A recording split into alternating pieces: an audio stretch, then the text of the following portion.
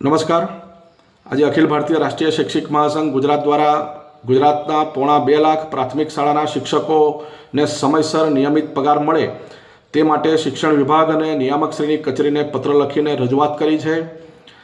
આજે 9 તારીખ થઈ છે, હજુ સુધી રાજ્ય કક્ષાએથી જિલ્લાઓને પગાર ગ્રાન્ટ ફાળવણી થઈ નથી। આ તાત્કાલિક પગાર ગ્રાન્ટ ફાળવણી થાય એ માટેની રજૂઆત કરી છે અને સાથે સાથે આગામી મહિનાઓમાં પણ શિક્ષકોનો પગાર સમયસર થાય તે માટે એડવાન્સમાં ગ્રાન્ટ ચૂકવણી કરવામાં આવે, આ માંગ સાથે અખિલ ભારતીય રાષ્ટ્રીય શૈક્ષિક મહાસંઘે આજે પત્ર લખ્યો છે।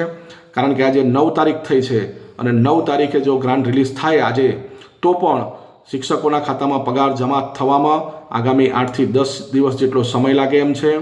15 તારીખ પછી શિક્ષકોને આર્થિક સંકળામણ અનુભવાય છે।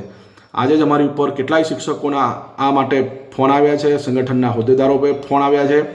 ઘણા તાલુકાઓમાં સ્વભંડોળમાંથી અમારા સંગઠનના હોદ્દેદારોએ ત્યાં તાલુકાની અંદર જઈને રજૂઆત કરી છે કે સ્વભંડોળમાંથી પગાર થાય, તો ઘણા તાલુકાઓમાં સ્વભંડોળમાંથી પણ આ રીતે પગાર કરવામાં આવ્યા છે।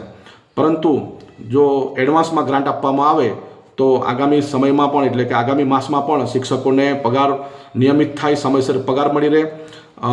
માધ્યમિક શાળાના શિક્ષકોને નિયમિત રીતે પગાર મળતો હોય છે, ગુજરાતના પેન્શનરો જે છે કર્મચારીઓ એમને પણ નિયમિત રીતે પગાર મળતો હોય છે, અન્ય કર્મચારીઓને પણ નિયમિત પગાર મળતો હોય છે।